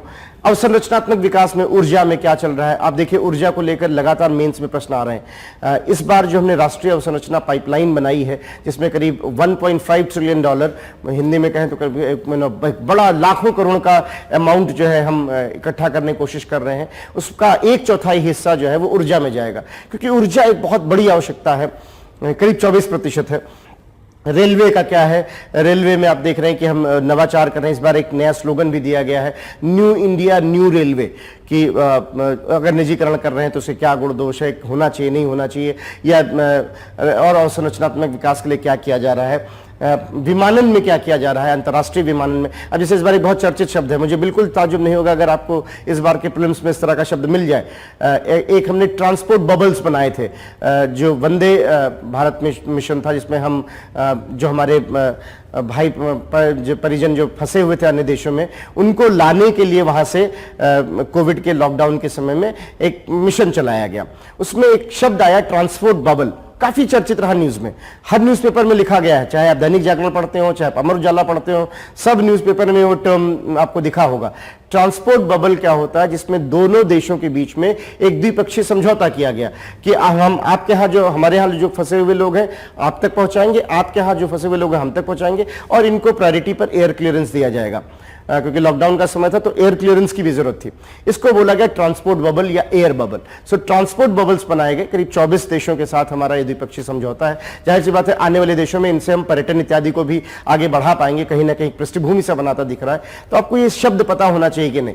तो ये जो है विमानन में क्या चल रहा है, समुद्र पोत में क्या चल रहा है, क्योंकि हमारा बड़ा जो आयात निर्यात होता है वो समुद्री मार्ग से होता है। उसमें एक जहाज है, वो आके रुकता है और वापस सामान को उतारता है और वापस जाता है। इस पूरे फेज को बोलते हैं टर्न अराउंड टाइम। कितना टर्न अराउंड टाइम है, कम हो रहा है कि नहीं हो रहा है, काफी कुछ किया जा रहा है। इसके लिए एक कानून भी संशोधन की बात हुई, जो 1963 का कानून है उसमें संशोधन की बात हो रही है। तो आप इन सब चीजों से कितना परिचित हैं, क्या और आवश्यकता है, क्या किया जाना चाहिए, क्या हो रहा है। सागरमाला क्या है, जिसके जरिए हम क्यों सागरमाला और भारतमाला को जोड़ने की बात कर रहे हैं, क्या इतना क्या महत्व है, तो आप इन चीज़ों को समझ पाएंगे। फिर निवेश कैसे हो रहा है, हमारे यहाँ स्थानीय निवेश कैसे हो रहा है, बाहर से निवेश क्या हो रहा है, वायबिलिटी गैप फंडिंग क्या है। तो ये सब बातें आपको पता होनी चाहिए, ये आपसे अपेक्षित होता है। तो ये तो बात हुई भारतीय अर्थव्यवस्था के बारे में। तो एक तरफ आपने देखा कुछ जो जिनको आप कहते हो हार्डकोर इकोनॉमी टॉपिक्स हैं कि भाई बैंकिंग क्या है, बजट क्या है, इन सब पे, और दूसरी तरफ कुछ एप्लीकेशन वाले हिस्से हैं जिनमें आप आर्थिक विकास, रोजगार, गरीबी, खाद्य सुरक्षा, मुद्रास्फीति, इन सब के बारे में आपको जानकारी ऐसा अपेक्षित होता है।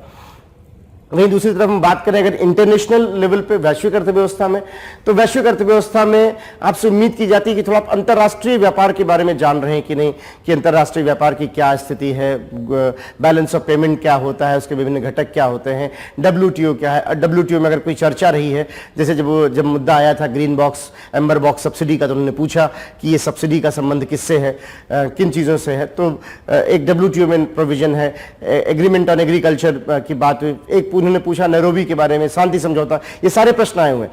ये जब WTO, IMF और वर्ल्ड बैंक, ये तीन जो है बड़े समुदाय हैं। मैं फिर उसी उदाहरण को कहूंगा, ऐसे विद्यार्थी मिले वर्ल्ड बैंक के बारे में बड़ी बड़ी बातें करते हैं, लेकिन उनसे अगर पूछ लीजिए वर्ल्ड बैंक में भाई कौन कौन से समूह आते हैं, जरा उनका नाम तो बता दीजिए, वर्ल्ड बैंक का मतलब क्या होता है, क्या कोई एक बैंक है, कोई एक संस्था है।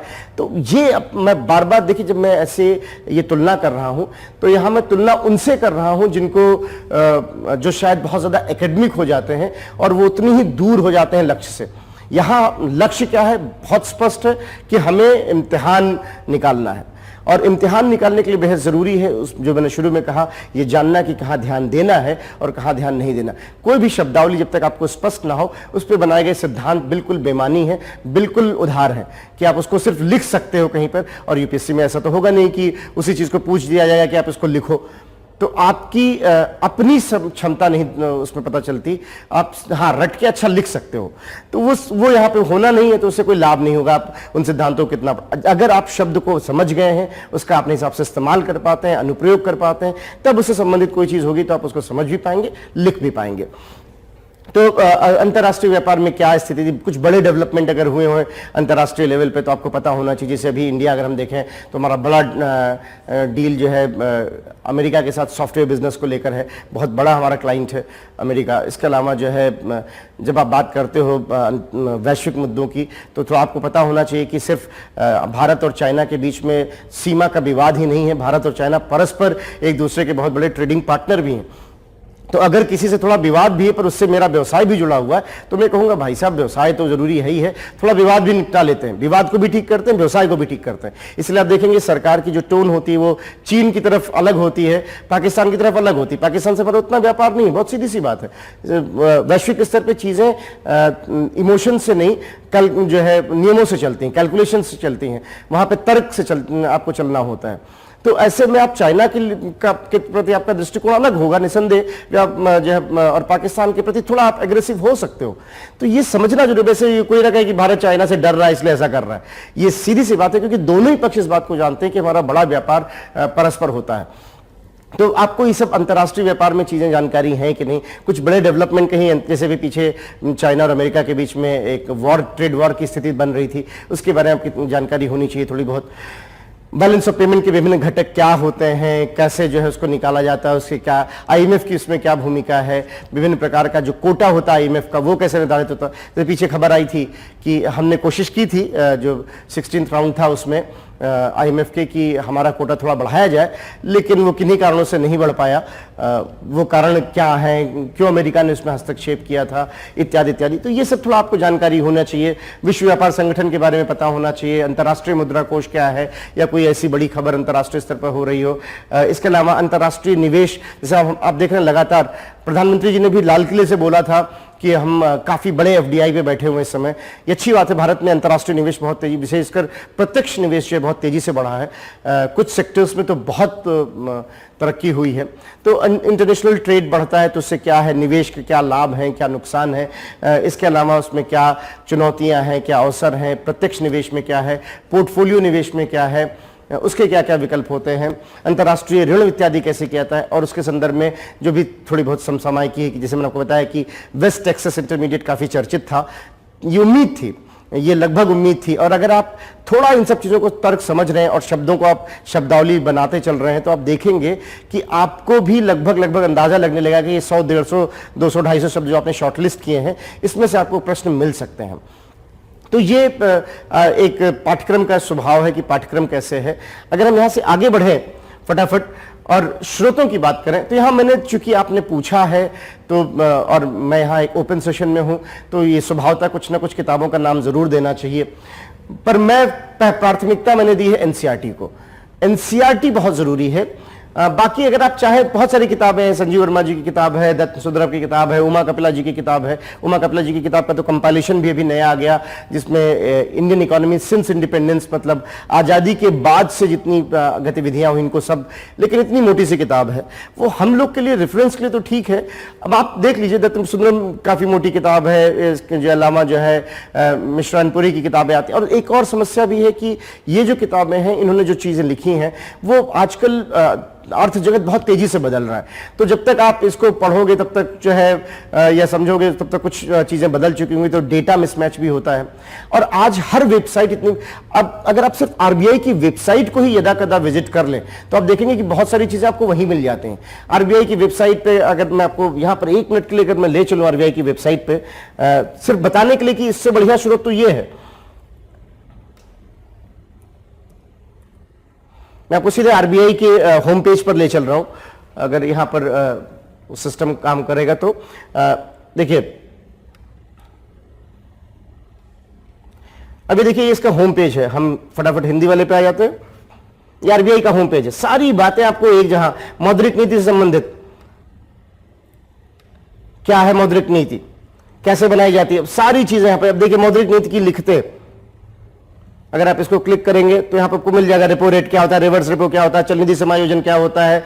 अब दो लाइनों में लिखा हुआ, आपको भी इस इम्तिहान में ऐसी सूत्र वाक्य में लिखना होता है, कम शब्दों में ज्यादा बात है। तो अब देख रहे हैं इससे बढ़िया सूरत फिर क्या है, आपको यहां पे लेटेस्ट जानकारी मिलेगी। मौद्रिक नीति प्रक्रिया क्या होती है यहां लिखा गया है, कैसे निकाला जाता है। इसके अलावा मौद्रिक नीति का ढांचा क्या होता है, यहां पे देखिए मौद्रिक नीति के लक्ष्य क्या है, यहाँ पे मौद्रिक नीति कैसे निर्धारित होती है, कौन करता है। अब ये क्वेश्चन देखिए यहाँ पे लिखा हुआ है, एक मैं आपको उदाहरण दूं तो बात स्पष्ट हो कि संशोधित आरबीआई अधिनियम में रिजर्व बैंक के परामर्श से प्रत्येक 5 वर्ष में एक बार भारत सरकार द्वारा मुद्रास्फीति लक्ष्य निर्धारित करने का प्रावधान किया गया। क्वेश्चन आया था कि निम्न से कौन मुद्रास्फीति का लक्ष्य निर्धारित करता है, मुद्रास्फीति का लक्ष्य कौन निर्धारित करता है, भारत सरकार, आरबीआई। एक लाइन में लिखा हुआ भारत सरकार द्वारा मुद्रास्फीति लक्ष्य निर्धारित होता है 5 वर्ष के लिए, जो आरबीआई को बताया जाता है कि अब आपको इस पर मेंटेन करना है। तो अब देख पा रहे हैं, और क्वेश्चन एक पैराग्राफ का डिटेल है। आप अगर डिजिटल पढ़ पाते हैं डिजिटल पढ़िए, नहीं तो इसी का प्रिंट आउट ले लीजिए, वो एक अच्छा स्रोत हो सकता है बजाय इन मोटी मोटी किताबों को पढ़ने। ये मैं इन किताबों के विरुद्ध नहीं हूं, मैं स्वयं एक जो है कहीं ना कहीं एकेडमिशियन कह सकते हैं आप, एक बनने की कोशिश कर रहा हूं। तो मैं कह सकता हूं किताबें मुझे भी बहुत प्रिय हैं, लेकिन यहां जब आपके पास समय कम है तो आपके पास स्रोत टू द पॉइंट होने चाहिए। और एक बार आप सेलेक्ट हो जाए, बहुत सारे विद्यार्थी होते हैं सिलेक्शन के बाद वो आते हैं कि सर अब मुझे कोई इकोनॉमिक्स की ऐसी किताब बताइए जिससे पूरी जो है जानकारी थोड़ी एकेडमिक लेवल पे भी समझ में आए। तो फिर मैं उनसे कहता हूं भाई अब आप जो है एक डे टू डे इकोनॉमिक्स किताब है, उनसे उनकी रविंद्र ढोलकिया के विद्यार्थी रहे हैं, IIM अहमदाबाद में पढ़ाते हैं सतीश उधर, वो लोगों ने किताब लिखी है, आप उसको पढ़ सकते हो। तो इस तरह की जो है बहुत सारी किताबें हैं फिर तो पढ़ने के लिए, लेकिन यहां पर आपको सिर्फ कितने कम से कम स्रोत को, ताकि आप रिवीजन ज्यादा कर पाएं। और जो है मौद्रिक नीति के लक्ष्य क्या है, देखिए कितना बढ़िया कुछ शब्दों में लिखा हुआ, इतने कम शब्दों में। और जब भी मैं इस डॉक्यूमेंट को देखता हूं तो मैं सोचता हूं कि उन्होंने क्या छोड़ दिया है। तो जो बाकी किताबों ने इतने मोटे मोटे लाइंस लिखे थे उसमें उसको एडिट क्यों नहीं किया जाता। तो आप देख पा रहे हैं बहुत कम शब्दों में जितने, और इतने ही, इसीलिए शायद इस इम्तिहान में आपको बहुत कम शब्द दिए जाते हैं कि आपके अंदर ये ब्यूरोक्रेट का काम है, ये ब्यूरोक्रेट इस तरह से लिखते हैं कम शब्दों में। अगर एक लाइन में बात खत्म होती तो एक लाइन में, ये मत सोचिएगा कि एक लाइन का पैराग्राफ नहीं हो सकता। आधिकारिक डॉक्यूमेंट है आरबीआई का, एक लाइन का पैराग्राफ दिख रहा है आपको, ये जरूरी नहीं कि आप जो है जब 3-4 लाइन लिखे तभी पैराग्राफ बनता है। तो इसलिए बहुत जरूरी है कि आप स्रोत की जब हम बात करते हैं तो आप एनसीईआरटी पढ़ें और न्यूज़पेपर पढ़ें। न्यूज़पेपर के साथ साथ यदा कदा आरबीआई की वेबसाइट है, वित्त मंत्रालय की वेबसाइट है, यूनियन बजट का तो बाकायदा ऐप बना दिया इस बार से उन्होंने, वित्त मंत्रालय ने यूनियन बजट का ऐप बनाया हुआ है, वो है, वो सब आप देखें ज्यादा बेहतर रहता है। हालांकि उसमें बहुत ज्यादा वहां भी शोध ना करने लगे कि हम ये भी देखेंगे, जो मूलभूत बातें लिखी होती हैं कवर पृष्ठ पर से उतना ही ध्यान देना होता है। इसके अलावा एक बहुत जरूरी काम है, यह सबसे ज्यादा जरूरी है, जिसको सबसे कम आप प्राथमिकता देते हो। जो 30 यहां पर चौथा जो है अगर आप देखें जो बिंदु है वो ये कि आपको विगत वर्षों का प्रश्नकोश आपके पास होना चाहिए। विगत वर्षों का प्रश्नकोश एक जरूर होना चाहिए, क्योंकि जब आप पिछले वर्ष के क्वेश्चन सॉल्व करते हो तो 2 चीजें होती हैं। मैं हमेशा कहता हूं विद्यार्थियों से, आप एक चैप्टर आपने पढ़ लिया, मान लीजिए आपने बजट पढ़ लिया, एक बार पढ़ जाइए एनसीईआरटी से, जो भी आपने क्लास में पढ़ा वो पढ़ जाइए, जो भी आपको लिखवाया गया नोट्स दिए गए वो देख लीजिए, और उसके बाद आप क्वेश्चन सॉल्व करिए। इस पर जितना ज्यादा आप क्वेश्चन सॉल्व करोगे आपको 2 बातें समझ में आएंगी। एक तो कि ये लाइन तो बहुत इंपॉर्टेंट थी, ये चीज तो इंपॉर्टेंट है, मेरी नजर नहीं गई, इस पर तो क्वेश्चन आया हुआ है, एक बात। और दूसरा एक फायदा होता है, एक सिद्धांत है, बहुत महत्वपूर्ण सिद्धांत है, कि जिन चीजों को हमारा मस्तिष्क नहीं जानता हमारी आंखें नहीं देख पाते। आप अपने घर से बाहर निकलते हो या न्यूज़पेपर ही पढ़ते हो, न्यूज़पेपर में आप ध्यान से देखिए तो सरकारी एडवर्टीजमेंट्स आते हैं, सरकार के एडवर्टीजमेंट्स आते हैं, वहां लिखा होता है कि ये स्कीम है, इसमें इतनी बातें हैं, किसने जारी की, किस मंत्रालय ने जारी की, नीचे लिखा होता है मंत्रालय। जैसे मुझे ठीक ठीक याद आता है कि अटल इनोवेशन मिशन, अटल नवाचार के जो है मिशन जो है, उसकी जानकारी सभी मुख्य जो है राष्ट्रीय अखबार पत्रों में थी। अमर उजाला में तो आधे पेज का ऐड था वो, और नीचे साफ लिखा होता नीति आयोग, नीचे बिल्कुल बाएं साइड पे वो इंटरनेशनल वो प्रोटोकॉल है कि आपको बाएं साइड पे वहां मंत्रालय का नाम, ऊपर छोटे लाइन में लिखा होता है किसे संदर्भित है, तो वहां पर साफ लिखा होता नीति आयोग। और क्वेश्चन आया था अटल इनोवेशन मिशन किससे संबंधित है। अब आप सोचेंगे कि ये तो हमने भी न्यूज़पेपर देखा था, वहां हमारी नजर नहीं गई। इसलिए क्योंकि आपको ये बात पता नहीं थी, अब से नजर जाएगी। अब से आप कोई सरकार का एडवर्टीजमेंट मेट्रो के स्टेशन पे भी देखोगे या आप रोडवेज पे जा रहे हो या बस के पीछे देखोगे तो आपकी नजर तुरंत नीचे जाएगी कि अच्छा देखो कौन किसने जारी किया है इसको। तो ये बहुत महत्वपूर्ण है समझना कि आपको विगत वर्षों का प्रश्नकोश अगर आप होता है और आप पिछले वर्ष के प्रश्न सॉल्व करते हैं तो आपको वहां एक लाभ ही मिलता है कि आपको ये समझ में आने लगता है कि जो है ये इस तरह के प्रश्न है। और यहां जब प्रश्न सॉल्व करने की बात कर रहा हूं तो सिर्फ यूपीएससी नहीं, स्टेट से, जैसे मैंने देखा राजस्थान का जो प्रश्न पत्र होता है वो थोड़ा अच्छा, इकोनॉमिक्स के उसके क्वेश्चन अच्छे हैं, यूपी के क्वेश्चंस अच्छे आते हैं। बाकी अन्य में मैंने देखा तुलनात्मक रूप से और सरल क्वेश्चन पूछा जाता है, इकोनॉमिक्स में सरल प्रवृत्ति के क्वेश्चन रहते हैं। लेकिन इन दोनों राज्यों में आपको ठीक ठाक प्रश्न मिल सकते हैं, आप इनको यूज सॉल्व करें। और ये काम एक संस्था ने कर दिया, यूं कहे एक किताब ने कर दिया है, वहां से आपका काम हो जाता है। और वो है घटना चक्र का एक विगत वर्षों का एक कंपाइलेशन आता है, उसको पढ़ सकते हैं। उसको आप उसमें उन्होंने चैप्टर वाइज तमाम जो है जो राज्यों में क्वेश्चन पूछा गया है, जो यूपीएससी में पूछा गया, उसको उन्होंने क्रमबद्ध किया है। ठीक है, अब कई विद्यार्थी कहेंगे सर उसमें कुछ आंसर गलत है, वो मानवीय गलतियां हैं, वो हो जाती हैं। हम लोग बड़े बड़े डॉक्यूमेंट्स में भी देखते हैं, आईएमएफ के डॉक्यूमेंट में भी गलती मिल जाती है, चूंकि हम लोग का काम हो ये तो दिख जाती है गलती। इकोनॉमिक सर्वे में भी कभी कभी छोटी छोटी गलतियां दिख जाती हैं। कोई भी डॉक्यूमेंट अगर उसकी गलतियां 3-4% तक हैं तो क्षम्य होती हैं। इसको हम लोग इकोनॉमिक्स में कहते हैं कि, बल्कि अगर आप जानते हो तो जब हम लोग गणनाएं करते हैं तो इसमें एक कॉलम होता है नीचे, किसी भी गणना को देखिएगा तो नीचे कॉलम होता है ओमिशन एंड एमिशन, कि इतनी तो गलती हुई होगी, उसको निकाल लेते हैं। तो 3-4% गलतियां स्वाभाविक है जब आप बड़े डॉक्यूमेंट्स लिखते हो। वो उस 3-4% की वजह से पूरा बाकी का 97% व्यर्थ नहीं हो जाता। वो बहुत सहयोगी हो सकते हैं अगर आप पिछले वर्ष के क्वेश्चन सॉल्व करते हैं तो उससे आपको अंदाजा लगने लगता है। हाँ, वहां ये ध्यान दीजिएगा कि जो सिद्ध आंकड़ों का क्वेश्चन है कि इस बार बजट में ये हुआ, ये निम्नलिखित बजट पे विचार करिए, वो सब क्वेश्चन नहीं, लेकिन जो तथ्यों से जुड़े हुए हैं, जो शब्दावली से जुड़े हुए हैं, जो संदर्भों से जुड़े हैं, उनको आप जरूर जो है वहां पर संज्ञानित करें। तो पिछले साल के क्वेश्चन हमेशा, मैं तो हमेशा कहता हूं कि जब भी आप इकोनॉमिक्स पढ़ें तो अगर आप 1 घंटा पढ़ते हैं तो कम से कम आधा घंटा क्वेश्चन सॉल्व करें उस टॉपिक का। उससे आपका रिवीजन भी हो जाएगा और जो कुछ मिस हो गया होगा वो भी वहां पे आप ऐड कर पाओगे। इसके अलावा जो है संकल्पनाओं एवं समसामयिकी पर जो टेस्ट सीरीज है, वो जैसे मैं यहाँ पर ये कहना थोड़ा सा विचित्र लग सकता है, लेकिन ये बिल्कुल ये शाश्वत सत्य भी है। आप अगर हम जो है विजन की टेस्ट सीरीज देखें और जो प्रश्न देखें तो आपको काफी हद तक उसमें ये मिलेगा कि हाँ, आपने इस प्रश्न को पहले किया है, लिखा है। ये टेस्ट सीरीज का लाभ है।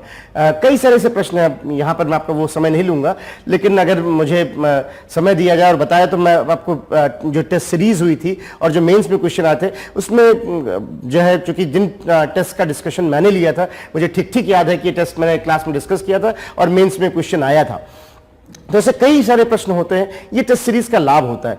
हो सकता है प्रश्न वही ना आए, हो सकता है प्रश्न से में थोड़ी बदलाव हो, लेकिन आपको एक अंदाजा लग जाता है कि ये टॉपिक महत्वपूर्ण है, इसको ऐसे लिखा जाना चाहिए, उससे संबंधित शब्दावली पता चल जाती है, उसके बारे में जो आप जब डिस्कशन वगैरह सुनते हो तो उसके बारे में जानकारी हो जाती है।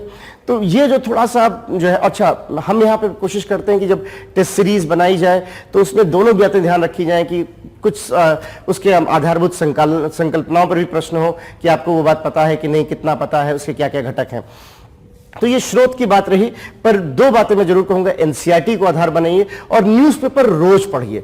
वो 1 पेज का जो न्यूज आता है इकोनॉमिक्स का, हर न्यूज़पेपर में आता है, जो भी आप पढ़ रहे हो, अमर उजाला, राष्ट्रीय सहारा, जो है दैनिक जागरण, अलग अलग स्थानीय पेपर भी हो सकते हैं। हर पेपर में एक पेज हमेशा अर्थ जगत का होता है। अब उसमें ये न्यूज आपको पढ़ने की जरूरत नहीं कि फला कंपनी ने फला कंपनी को खरीद लिया या ऐसा, पर जितनी भी उस तरह की महत्वपूर्ण शब्दावली आ रही है या कुछ बड़ी चर्चित न्यूज है तो आप उसको जरूर संज्ञानित करें।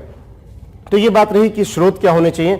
समसामयिकी का प्रबंधन, ये सबसे बड़ा चैलेंज है, क्योंकि आप देख पाते हो क्वेश्चन इसी पे आधारित होते हैं। ज्यादातर जितने भी मैंने क्वेश्चन दिए आपने देखा समसामयिकी पर आधारित थे।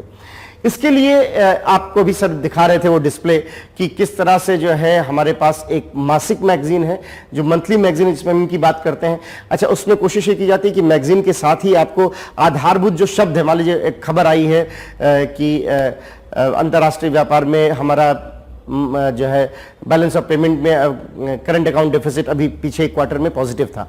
तो मान लीजिए हमने कहा कि हमारा चालू खाता एक क्वार्टर में सकारात्मक हुआ है, एक बड़ी घटना थी बहुत दिनों बाद। तो वहीं पर बैलेंस ऑफ पेमेंट की जानकारी भी दे दी जाएगी बॉक्स में कि बैलेंस ऑफ पेमेंट क्या होता है, इसके क्या घटक होते हैं, चालू खाता क्यों माइनस होता है और ये होना ठीक था कि नहीं। इस बार जो हुआ ये अच्छी बात नहीं थी क्योंकि हम तो आयात ही नहीं कर रहे थे, गतिविधि ही नहीं हो रही थी, तो ये तो इसलिए चालू खाता अच्छा हो जाए तो अच्छी बात नहीं है। हाँ, अगर हम इतने सक्षम हो जाए आत्मनिर्भर भारत के क्रम में बढ़ते हुए तो चालू खाता अगर सकारात्मक रहे तो अच्छी बात है। तो कोई ताज्जुब नहीं कि इंटरव्यू में लगभग हर कैंडिडेट से इस तरह के प्रश्न पूछे गए कि आपको क्या लगता है ये होना चाहिए, जिनका भी बाद में इंटरव्यू हुआ।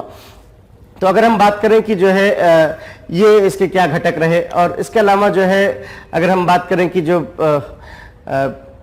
अर्थशास्त्र का जो वार्षिकी आता आपको सर ने दिखाया था कि एक हम लोग PT 365 मेंस निकालते हैं और एक मेंस का जो है 365 होता है। सो PT 365 मेंस 365, इसके बारे में आपको जो है इसमें कोशिश ये की जाती है कि जो पूरे वर्ष की जानकारी है उसको एक जगह इकट्ठा कर दिया जाए।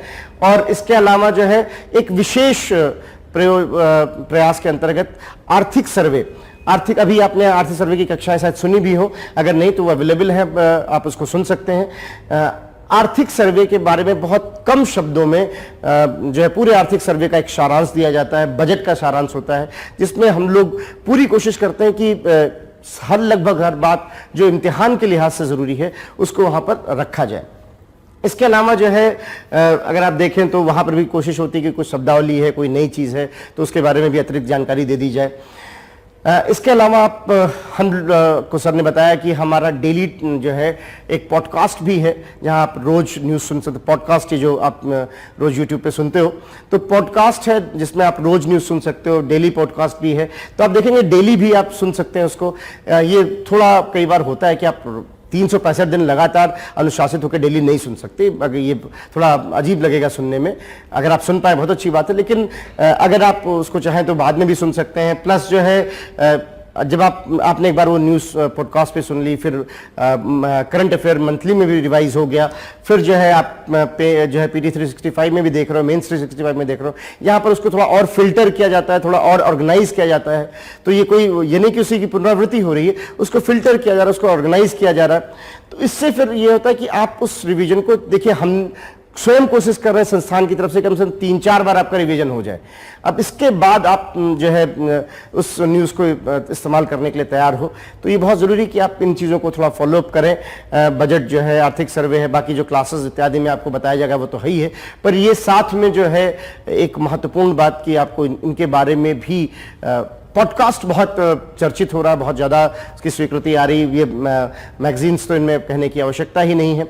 तो ये जो है बहुत महत्वपूर्ण बात है कि PT 365 मेंस, जहाँ पर हर एक विषय विशेषांक होता है, वो इकोनॉमी के लिए अलग है, ज्योग्राफी के लिए अलग है। तो इस तरह से कोशिश की जाती है कि जितनी भी पूरे वर्ष की समसामयिकी रही है वो विद्यार्थियों तक पहुँच जाए। जैसे मैंने आपको बताया कि पिछले वर्ष के प्रश्नों का क्या महत्व, तो मैं फटाफट एक दो उदाहरण दूं। जैसे क्वेश्चन आया कि ये क्वेश्चन यूपीएससी में आया था कि GDP आंकड़ों में आधार वर्ष 2004-05 के स्थान पर क्या कर दिया गया। आंसर होगा इसका 2011-12। अब ये पुराना क्वेश्चन है, आप इस क्वेश्चन से कैसे लाभान्वित होंगे? आप सोच रहे होंगे इस क्वेश्चन को अगर मैं करूं, सर ने कहा पिछले साल क्वेश्चन करो, तो उससे क्या फायदा होगा?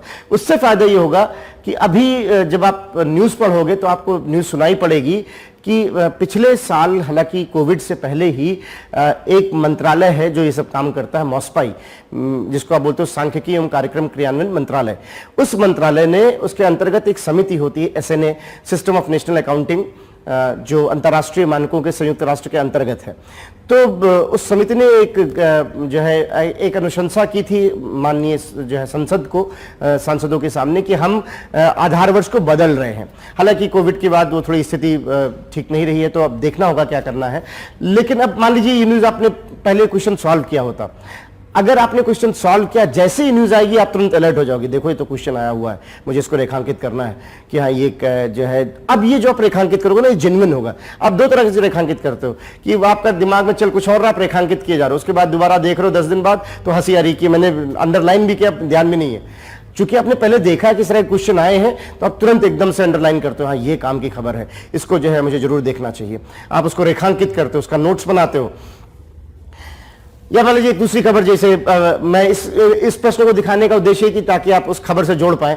इन्होंने क्वेश्चन एनपीसीआई पे पूछा है। आजकल डिजिटल भुगतान जो है उसको व्यवस्थित करने के लिए भारत में एक भारतीय राष्ट्रीय भुगतान निगम बनाया गया था। डिजिटल कॉर्पोरेशन जो है, नेशनल डिजिटल कॉर्पोरेशन के लिए, अगर national payment corporation of India, राष्ट्रीय जो है भारतीय राष्ट्रीय भुगतान निगम। अब ये क्वेश्चन आया हुआ एनपीसीआई के बारे में कि एनपीसीआई क्या है। एनपीसीआई ने रुपए कार्ड भी जारी करा था, ये इस लिहाज से दोनों स्टेटमेंट इसमें सही था।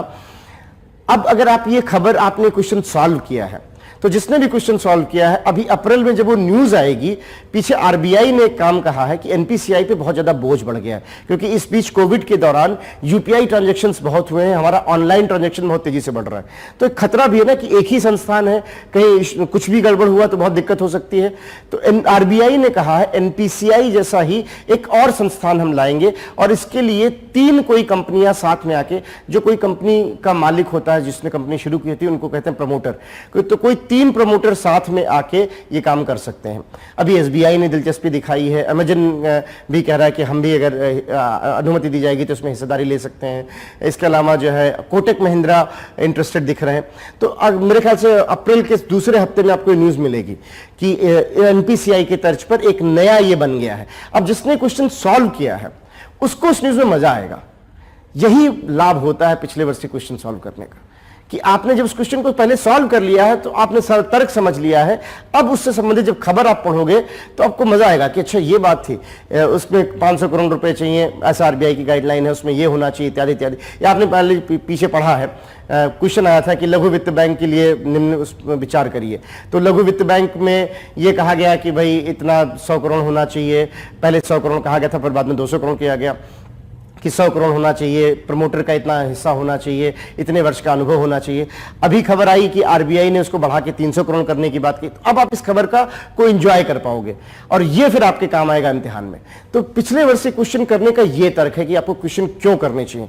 उसमें से रटने की बहुत जरूरत नहीं है, तर्क समझिए, उनको उनके नोट्स आप संज्ञानित करिए और आप उतना पर्याप्त होगा। टेस्ट सीरीज का जैसे मैंने आपको बताया कि अक्सर विद्यार्थी प्रश्नों से क्या लाभ है, तो एक मैंने फटाफट कुछ पॉइंट्स लिख दिए हैं कि एक तो विगत वर्ष के प्रश्नों के आधार पर, चूंकि इसमें समसामयिकी का समावेश होता है, तो उससे आपको एक अंदाजा लग जाता है किस तरफ हमें ज्यादा ध्यान देने की जरूरत है।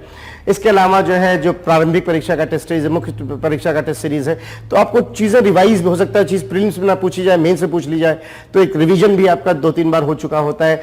कॉन्सेप्ट्स पे मैंने आपको पहले बताया कि क्वेश्चन में हम दोनों चीजों का ध्यान रखते हैं कि कंसेप्ट भी रहे और समसामयिकी भी रहे, तो उन दोनों के बीच में। और सबसे महत्वपूर्ण बात कि आपको लेखन का अभ्यास होता है।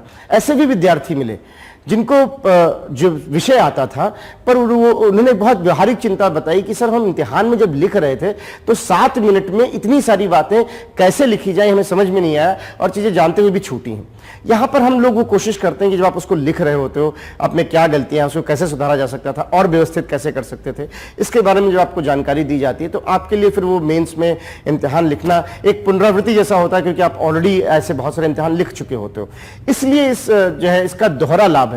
इसका लाभ सिर्फ ये नहीं है कि इससे जो है ऐसा कुछ नहीं कि कोई गेसवर्क कर रहा है। तार्किक स्तर पर ये देखा जाता है कि किन चीजों को प्राथमिकता दी जाए, और अगर प्राथमिकताएं जो है मैच करती हैं जो स्वभावतः करनी चाहिए, अगर तर्क सही है तो प्राथमिकताएं मैच करेंगी। तो प्राथमिकताओं के आधार पर प्रश्नों को लिखना, आपने पहले अगर उस प्रश्न को लिख लिया है तो उसके बारे में आपको जानकारी भी हो गई है, आपको ये भी पता है कि अच्छा कैसे कम शब्दों में 6-7 मिनट में इतनी बातें लिखी जा सकती हैं, तो वो एक सहज प्रक्रिया के अंतर्गत। तो इसलिए जो है आपको इस तरह के इम्तिहानों को सीरियसली लेना चाहिए। सिर्फ जो है कि आप जब भी चैप्टर है तो उसको पूरा पढ़ के आए, ध्यान से पढ़ के आए। सिमुलेटेड मॉडल जिसको अंग्रेजी में बोलते हैं कि वाकई आप पेपर ही लिखने जा रहे हो, तो आप देखोगे कि उसका सीधा सीधा लाभ मिलता है। एक छोटी सी बात और यहां पर मैं इस बात से अपने डिस्कशन को खत्म करूंगा, बहुत महत्वपूर्ण है, लास्ट में रखा है मैंने, last but not the least, कि नोट्स कैसे बनाएं। बहुत सारे ऐसे लोग हैं, मुझे एक जिन फकीर की कहानी मैंने कहीं पढ़ी थी, मुझे बहुत अच्छी लगी थी, मैं वहीं से आपको बात शुरू करूं 1 मिनट में अगर। तो कहानी ये थी कि जिन फकीर से कोई मिलने गया, पूछने गया था कुछ, तो उसने क्या किया, स्टोव पे जो है चाय चढ़ाई, थोड़ी देर पानी उबले उसको बंद कर दिया, फिर चाय चढ़ाई, 10 मिनट बाद फिर पानी उबले बंद कर दिया। जो आगंतुक थे वो परेशान हो गए, उन्होंने कहा आप कह रहे हो चाय बनाएंगे, कर क्या रहे हो आप? जो है आप थोड़ी देर चढ़ा रहे हो फिर बंद कर दे रहे हो तो पानी ठंडा हो जा रहा है, फिर चढ़ा रहे हो फिर बंद कर दे रहे हो, तो वैसे तो चाय कभी बनेगी नहीं। बिल्कुल यही बात मैं आपको समझाना चाहता था। उस जिन फकीर ने कहा, मैं बिल्कुल यही बात आपको समझाना चाहता था कि अगर आप चीज़ों को बार बार नहीं करते हो, आपको कितनी भी जानकारी भी क्यों ना हो, वो किसी काम की नहीं है। इसलिए आपने सुना होगा, बहुत फेमस चाइनीज प्रोवर्ब है कि वो एक मूव बहुत महत्वपूर्ण नहीं है, जिस चीज़ को आपने कई बार किया है वो आपका अपना होता है। यहां पर मैं एक दुविधा देखता हूं कि विद्यार्थियों के पास बहुत सारा मटेरियल होता है, इम्तिहान के समय क्या आप सब कुछ पढ़ पाते हो? इसलिए हमने एक शब्द इस्तेमाल किया, मनोविज्ञान में एक शब्द होता है रिसेंसी। क्या होता है रिसेंसी? अगर मैं आपको बताऊं, मैं भी 10 नाम लूं आपके सामने, 10 नाम लूं, तो जो पहला नाम लिया होगा वो आपको याद रहेगा, जो आखिरी नाम लिया होगा वो याद रहेगा। बीच के नाम में अगर मैं अमिताभ बच्चन जैसा 1-2 नाम ले लूं तो शायद याद रहे, बाकी आप भूल जाओगे। तो अभी अभी मैं अगर तुरंत आपका टेस्ट करूं, 10 नाम लूं, तो पहला नाम याद रहेगा, आखिरी नाम याद रहेगा, और बीच के नाम जो है आपको भूल जाएंगे। बीच वाले नाम आप भूल जाओगे। हो सकता है अगर कोई बहुत बड़ा नाम जैसे अमिताभ बच्चन, नरेंद्र मोदी जी, बिल क्लिंटन, तो शायद आपको याद रह जाए, नहीं तो आप भूल जाओगे। इसको बोलते हैं रिसेंसी इफेक्ट। आपने जो लास्ट के 15 दिन, 1 महीने 1.5 महीने में पढ़ा है वो आपका काम आता है इम्तिहान में। आपने साल भर जो पढ़ा है अगर वो आपके 15 दिन के सामने दिख नहीं रहा तो वो बहुत काम का नहीं है। फिर वहां पे इम्तिहान में आपको याद तो आएगा, पढ़ा तो था कुछ, ये था या ये था, तो 4 में से 2 तो आप निकाल लेंगे बड़े आसानी से कि जुड़ा तो इससे है, लेकिन इन दोनों में क्या है? फिर पता चला अरे ये तो गलत हो गया, बाहर निकल के देखे, अरे ये सही हो गया। ये तुक्के से नहीं चलेगा, आपको प्रिसाइज होना पड़ेगा। और प्रिसाइज कैसे होते हैं? अगर आपके नोट्स ठीक हैं। एक छोटा सा मेरा सलाह जो रहता है, आप चाहें तो उसको माने ना माने आपके ऊपर है, लेकिन मैं हमेशा कहता हूं और मैंने देखा जिन विद्यार्थियों ने किया उनको लाभ मिला। आप जो भी जहां भी लिखते हो, देखिए मैं आपको बच्चा नहीं समझ रहा कि मैं आपको बता रहा हूं कि नोट्स कैसे बनाते हैं। मैं जानता हूं कि आप बहुत सक्षम हैं, आप सब प्रबुद्ध हैं, लेकिन फिर भी एक छोटी टेक्निकल बात है जो अगर आप करते हैं तो इससे आप अपनी क्षमता का और अधिक उपयोग कर पाते हैं। वो ये कि मान लीजिए आपको नोट्स बनाने, तो आप एक काम करें कि दोनों साइड पे लाइनें खींचे और खूब जगह छोड़े। मतलब अगर ये पेज आपका इतना बड़ा है तो आधे पेज में सिर्फ लिखें और दोनों साइड 1/4 जगह छोड़ दें। अब आप सोचेंगे तो जगह खराब हो गई, नहीं।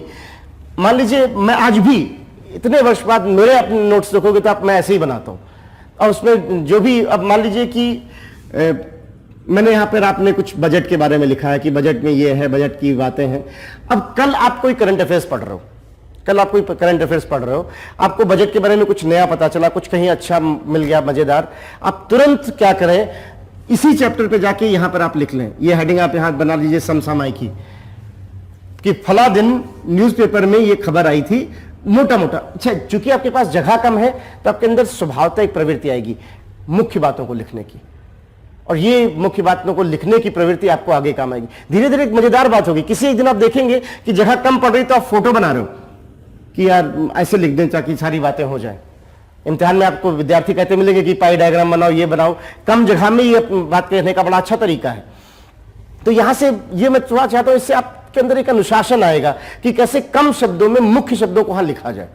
तो आप जितनी भी समसामयिकी उसके संबंधित है उसको आप वहां पे लिख रहे होगे कि हाँ भाई ये इसकी इंपॉर्टेंट, बजाय बड़े बड़े लाइनें लिखने के मुख्य मुख्य शब्द लिख रहे होगे। इस साइड में मान लीजिए कोई नया शब्द मिल गया आपको, जैसे आपने देखा कि आप कहीं इन्फ्लेशन पढ़ रहे थे और आपने कर के लिए कहीं अलग नोट्स बनाया हुआ, आपने वहां पर देखा एक शब्द है इन्फ्लेशन टैक्स, आपने फटाफट जो है कर वाला अपना चैप्टर खोला और वहीं पर लिख दिया इन्फ्लेशन टैक्स।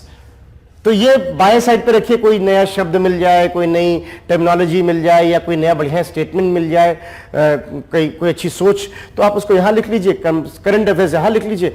अब क्या होगा, ये आप तैयार हैं नोट्स के। इम्तिहान के 1 महीने पहले सिर्फ ये पढ़ा जाए, जितनी बार हो सके पढ़ा जाए।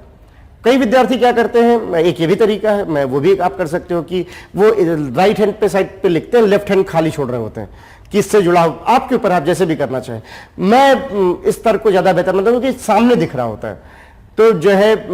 पर अगर आप अब नहीं तो होगा क्या, मान लीजिए आप बजट दोहरा रहे थे इम्तिहान के कुछ दिन पहले और आपको याद आ रहा है एक मैंने इन्फ्लेशन टैक्स कुछ पढ़ा था ना, अब कहाँ पढ़ा था वो ध्यान नहीं आ रहा, फिर पढ़ा था कि नहीं, क्या पढ़ा था, तो मन में एक स्वभाव प्रवृत्ति है, हटाओ यार बहुत कुछ पढ़ना है, टाइम कहाँ है कि हम चले वो ढूंढें। तो वो चीज जो पढ़ी जानी चाहिए तो छूट गई कहीं ना कहीं। अगर आपने यहां लिखा हुआ है तो उसका बढ़िया रिवीजन हो रहा है। इसीलिए आप देखोगे कि जितने सेलेक्टेड विद्यार्थी हैं उनमें एक चीज आपको कॉमन मिलेगी कि उनके नोट्स बहुत ऑर्गेनाइज्ड होते हैं, और ये ऑर्गेनाइज्ड होने से आप अपनी क्षमता का अधिकतम उपयोग कर पा रहे हो। तो रैंडम आप वही है कि पानी थोड़ी देर गर्म किया और बुझा दिया, उससे नहीं होगा। लास्ट के दिनों में इसका जितना बेहतर रिवीजन आप करोगे, जितना ऑर्गेनाइज तरीके से नोट्स बने होंगे, इसलिए कोशिश करिए कि ये आपका बेहतर हो। और जितना बेहतर, मैं आज भी मैं कोशिश ये करता हूं कि अगर मैं क्लास में जा रहा हूं तो उससे पहले मेरी भी प्रवृत्ति है कि मैंने आजकल उसका डिजिटल वर्जन इस्तेमाल करना शुरू कर दिया। समय के साथ चलना भी जरूरी है। और वहां पे मैं जो है, इसलिए मुझे क्लास से पहले जो लेटेस्ट अपडेट होती है मैं विद्यार्थियों को वहां पे बता पाता हूं कि भाई आज ये खबर थी, आज तक ये खबर है। तो उससे क्या, क्योंकि मैंने उसको कहीं ना कहीं वहां नोट किया हुआ है, और जब भी खबर लिखता हूं तो जरूर वहां पे साथ में लिख देता हूं कि स्रोत क्या है, किस दिन कौन से पेज पे न्यूज थी, ताकि मुझे अगली बार ढूंढने में दिक्कत ना हो। अगर मुझे ढूंढना भी पड़ जाए इस खबर को तो ढूंढने में दिक्कत ना हो। तो इस तरीके से आप थोड़ा ऑर्गेनाइज रहेंगे तो कम शक्ति लगा के आप ज्यादा आउटकम पा जाएंगे, और यही इफिशियंसी होती है। दक्षता की परिभाषा यही है, स्रोत कम लगे, आउटकम ज्यादा आए। तो ये जितना आप ऑर्गेनाइज तरीके से करेंगे आपको लाभान्वित करेगा। तो इसलिए मैं आपसे ये एक स्वाभाविक निवेदन होता है कि आप इस तरह से नोट्स बनाएं, इस तरह से आप चीज़ों को पढ़ें।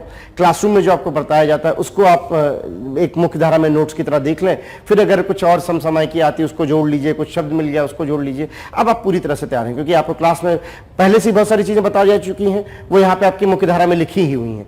प्लस कुछ भी अगर नया है आपने ऐड भी कर लिया है तो निसंदेह आपने लगभग सारी ही चीज़ें, कोई फिर कम, जिसको कहते हैं कोई कसर छोड़ी नहीं है, तो फिर कोई कारण भी नहीं दिखता कि आप क्यों नहीं आगे प्रगति कर पाएंगे। तो ये कुछ बातें थी जो मैंने कोशिश की आपसे समझने की, आपको बताने की कि जो है ये चीज़ें आपको की जानी चाहिए।